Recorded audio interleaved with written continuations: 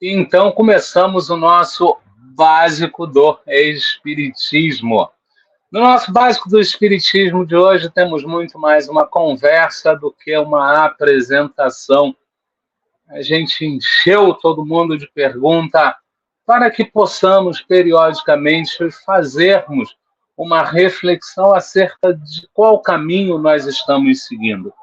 Eu digo isso porque é muito normal a gente, num primeiro momento, se encantar com alguma coisa e aí vai de cabeça naquilo. Mas não passa muito tempo, a gente vai descobrindo ali que aquilo não é tão incomum assim, que aquilo não é tão fantástico assim, que aquilo não é tão maravilhoso assim. E mais que isso, quando o assunto é religião, a gente descobre que ela não é tão blindada assim. E que, inclusive, nós mesmos saímos do mundo comum, como pessoas comuns, num primeiro momento na religião, no convívio religioso. Na casa religiosa, nos comportamos, nos apresentamos e nos vimos como santos. E, periodicamente, a gente precisa saber o quanto daquele mundo anterior, daquele mundo poluído, daquele mundo carregado de equívocos, de erro, a gente não está trazendo para a vida religiosa. É quando eu vou para a casa religiosa e faço disse-me-disse. É quando eu vou mais cedo para a casa religiosa para fazer terapia. Então eu encontro alguém e eu sobrecarrego esse alguém com os contos da semana na minha casa. Eu não estou dizendo que a casa religiosa não é feita para fofoca, não é feita para disse-me-disse, afinal é um local comum com pessoas comuns, mas o objetivo ali é outro. Então, até que ponto eu estou burlando esse objetivo outro? Até que ponto eu estou enganando esse objetivo outro e estou me levando o homem velho para a casa religiosa? Junto a isso, até que ponto eu não estou levando para a casa religiosa um falso homem novo?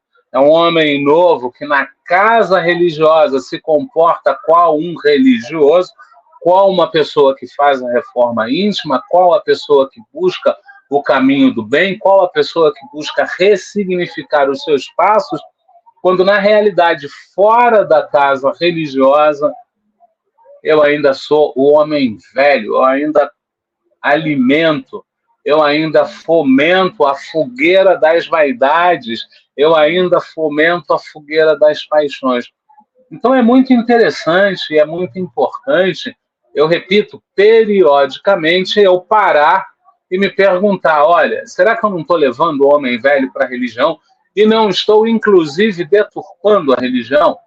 Será que não seria hora de eu procurar uma terapia e parar de levar para a casa religiosa a minha terapia? Sim, porque se a casa religiosa ela me melhorou, talvez nesse momento eu esteja pronto para buscar um auxílio profissional, porque a casa religiosa me trouxe um certo equilíbrio. Mas não, eu olho, eu não quero ir, mas aí eu vou. Eu não me pergunto nem, inclusive, se eu não estou deturpando, se eu não estou desviando aquele que me ouve. Se eu não estou alimentando a vaidade daquele que me ouve, quando eu digo, ai, eu gosto tanto de te ouvir porque você sempre me aconselha bem. É perigoso. Por isso a gente trouxe algumas perguntas simples, mas que a gente precisa fazer. Procuro, ou melhor, pratico, procuro nada, pratico o que digo ou só digo o que não pratico? Então, até que ponto eu vou à casa religiosa, eu apreendo novos conceitos, eu apreendo novas ideias, eu sou apresentado a um mestre Jesus que vai me mostrar o caminho, eu sou apresentado a um Deus que não pune, e aí eu começo a acreditar naquilo. Mas até que ponto eu pratico aquilo? E até que ponto eu só falo, mas não pratico? Até que ponto eu quero que o outro pratique sob a minha orientação, mas eu mesmo não faço? É importante eu pensar nisso, é importante eu querer isso. Reflito acerca da minha necessidade de melhora e eu consigo melhorar? Ou uma vez que as pessoas na casa religiosa começam a me bajular, eu acabo acreditando, eu me vendo para mim mesmo, eu não estou errado, eu me vendo para mim mesmo a ideia de que eu sou santo, a ideia de que eu, naquela casa religiosa, sou o melhor, a ideia de que naquela casa religiosa eu sou o que mais entende. Gente, ser o melhor no campo material, então eu chego cedo, eu ajudo, eu faço. Ser o que mais entende, porque eu tenho mais tempo para estudar, ou eu administro melhor o meu tempo, consigo estudar, tenho uma cabeça que retém melhor aquilo que eu leio, aquilo que eu escuto, isso não significa que eu esteja moralmente mais elevado, não se iluda. Não se iluda. Eu conheço pessoas que pegam o livro dos Espíritos e conseguem dar de trás para frente, de frente para trás. As palavras, ele completa todo o parágrafo e ainda dá o número da questão. Mas, em compensação, ele não ajuda a própria família. E não ajuda porque ele entende que tem que... Não, ele ajuda porque ele botou na cabeça que a família dele não merece a ajuda dele e ele é duro nisso. Então, ele conhece bem o livro dos Espíritos, mas ele ainda não conhece a doutrina de Jesus. E se conhece, se diz conhecer a doutrina de Jesus, não conhece ainda, porque aquele que conhece a doutrina de Jesus a pratica. Então não adianta eu dizer que, eu sou maneiro para julgar, eu pratico empatia e tal, se eu não realmente pratico. Eu preciso ter essa atenção. Então, eu preciso refletir o quanto eu estou melhorando, qual a necessidade que eu tenho para melhorar e o quanto eu me melhoro. Conheço a reforma íntima? Quanto? Conscientemente dessa reforma íntima eu aplico em mim. Eu vejo muitos irmãos, eu às vezes me vejo fazendo isso, esqueço completamente a reforma íntima e o homem velho que estava lá atrás, ele começa a avançar para frente. A gente precisa vigiar e orar. A gente precisa, diante das provas que temos o tempo todo, a gente tem sim que entender aquilo como uma prova, entender se passou ou não na prova e, uma vez que passou na prova, tentar enraizar aquilo para não cair de novo. Mas a gente tem essa dificuldade. Um religioso busca a família como núcleo de crescimento. Eu busco a minha família como núcleo de crescimento, ou eu vou para a casa religiosa e a casa religiosa é a minha família? Ou eu vou para aquele grupo de robistas, grupo de amigos, e lá eu instituo que é a minha família, porque lá eu não tenho dor de cabeça, lá eu não tenho desentendimento, lá eu não tenho nada disso. E se eu tenho, não são coisas assim que de fato me abalam. A família é importante. Em todas as religiões, a gente vai ver sempre um tópico especial para a família. Então, eu preciso entender que quando todos falam da família e colocam, a família como algo importante, eu preciso acordar para isso e eu preciso buscar uma melhor interação na minha vida. Detalhe, aquele que busca uma melhor interação com a sua família, ele vai ver que a sua vida melhora muito. Casa religiosa não é partido político. Até que ponto eu vou para a casa religiosa para criticar A, criticar B, criticar C, jogar A contra B, jogar B contra C? Gente, com essa polarização política que houve há pouco tempo, eu vi religioso levando para casa religiosa, levando para palestra espírita conceitos políticos. Fora essa polarização, eu já via religiosos meio que, olha, o fulano não trabalha bem, ele não faz isso. Gente, o fulano chegava todos os dias, nunca faltou um dia, chegava com antecedência, fazia o trabalho dele, tinha lá as suas limitações? Tinha. Era uma pessoa que precisava, para trabalhar, seguir a própria metodologia? Era. Mas ele atendia ao que o centro pedia, ele conseguia atender o que o estudo demandava, conseguia. Então, por favor, não vamos ficar falando mal do outro, não vamos ficar querendo tirar o outro do cargo dele. Casa religiosa não é partido político. A gente já tem uma dificuldade muito grande com voluntários.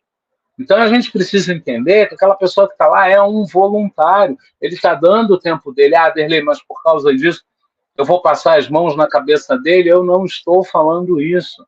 Mas eu estou falando que é preciso não levar a política para dentro da casa religiosa. E sim, a gente pode fazer uma boa casa religiosa, uma boa família, sem fazer a política como a entendemos. Ou seja, um jogo de intrigas, uma guerra entre partidos. Paciência, tolerância e indulgência, o quanto eu pratico disso na minha vida. O quanto eu trago disso para a minha vida. Eu preciso entender. E, sobretudo, eu preciso definir o que é paciência, o que é tolerância, o que é indulgência, o que é empatia, o que é simpatia. Eu preciso entender todas essas coisas. Devagar e sempre. Devagar e sempre. Não, porque outro dia eu passei na rua e descobri que o Aderlei faz isso e isso de errado. Devagar e sempre. Não, porque o seu João, ele dá passe, né? Mas o seu João, olha, eu acho que como ele faz isso, isso, isso, ele não poderia dar passe. Devagar e sempre. Devagar e sempre. Não tem passista na casa. Deixa o seu João dar passe. Tem passista na casa. Pede para o seu João ir para controle de passe. Pede para o seu João ir para o recebimento do passe. Pede para o seu João ir para o final do passe. Eu esqueci agora o nome. Para a dispensa do passe. As pessoas, então, elas vão fazer a filinha para entrar no passe. Então, ele recebe guiando as pessoas depois levantam do passe e vão. Normalmente pegam água em algum lugar e depois voltam para a assistência. Normalmente saindo do passe, voltam e vai direto para casa. E aí ele fica ali. Se tem gente, se não tem, é trabalhar com o que tem. Vamos entender, por favor, se eu não tenho uma Ferrari, mesmo eu amando Ferrari, o Fusquinha vai me levar onde eu preciso ir. E não vai ser demérito eu, sem conta para pagar, com tudo em dia, com tudo organizado, poder usar o Fusquinha. O problema só eu usar a Ferrari e estar com a vida toda enrolada ali. E, por fim, jugo suave e fardo leve em você e nos outros. É importante a gente seguir o que está lá em Mateus, capítulo 11, versículo do 28 ao 30, que diz: meu jugo é suave e meu fardo é leve. Faça com que o seu jugo seja leve consigo mesmo, o seu jugo seja suave consigo mesmo, o seu fardo seja leve consigo mesmo. Uma vez que você conseguiu fazer o jugo suave e o fardo leve consigo, leva isso para os outros, porque a gente precisa amar ao próximo como a nós mesmos e amar a Deus sobre todas as coisas. Pense nisso. A gente aqui, então, agradece ao próprio canal, porque tivemos que preparar o estudo assim, mas a espiritualidade amiga hoje mandou ver. Ô, Silvia, eu não sei por que você está aumentando isso, se não tem nada aí para aumentar. Você bagunçou a minha edição agora. Já acabou, eu ia vir ali editando, ali, tranquilo. Aí, justamente ali, subiu. Então, a gente agradece imensamente o canal, porque a gente foi preparar o estudo correndo. E nessa correria de preparar o estudo, a ideia veio de pronto e veio prontinha. A gente agradece imensamente a espiritualidade amiga. A gente trabalhou, então, postura religiosa no nosso básico do Espiritismo.